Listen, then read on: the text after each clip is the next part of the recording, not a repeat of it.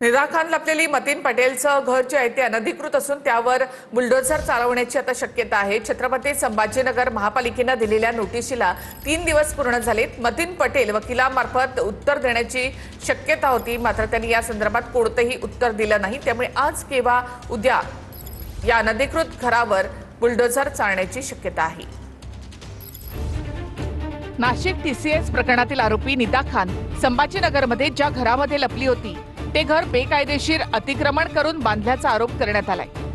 या प्रकरणामध्ये निदा खानला लपवून ठेवण्यासाठी मदत करणाऱ्या एमआयएमचे नगरसेवक मतीन पटेल यांच्या घराला 3 दिवसांची नोटीस पाठवण्यात आली आहे। घर बेकायदेशीर अतिक्रमण करून बांधल्याचं म्हणत छत्रपती संभाजीनगर महापालिकेनं घराला नोटीस चिकटवली आहे। याला आता 3 दिवस पूर्ण झाले, त्यामुळे मतीन पटेलांच्या घरावर आज किंवा उद्या कारवाईची शक्यता आहे।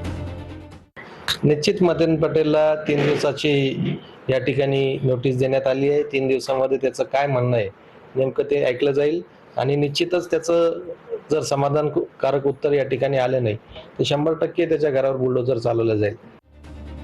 या संपूर्ण प्रकरणाचा मास्टरमाइंड इम्तियाज जलील असल्याचा आरोप संजय शिरसाट यांनी केलाय। निदा खान ही एक पेड वर्कर आहे, एक जण आहे। असे अनेक निदा खान या महाराष्ट्रामध्ये जागोजागी फिरतायत। यासाठीची मागणी ही प्रामुख्याने मी करणार आहे की हा इम्तियाज जलील जो माजी खासदार आहे त्याचा भावाची बायको, त्याचे असलेले हे सगळे रिलेटिव्ह आहेत।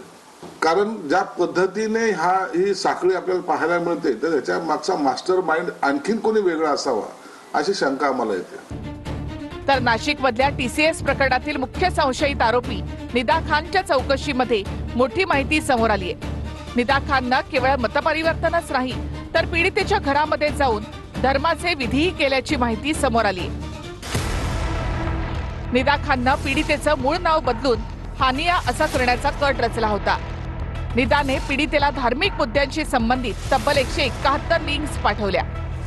निदाकडून पीडितेचं पूर्णपणे मतपरिवर्तन करण्याचा प्रयत्न करण्यात आला।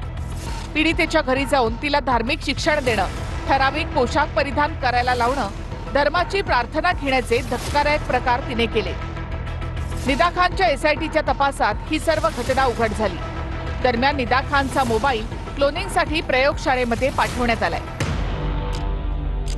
मोबाईलमधून डिलीट केलेले मेसेज, व्हिडिओ आणि नंबर रिकव्हर करण्यात येणार आहेत। निदाची फरार काळातील लोकेशन हिस्ट्री, बँक व्यवहारांची चौकशी होणार आहे।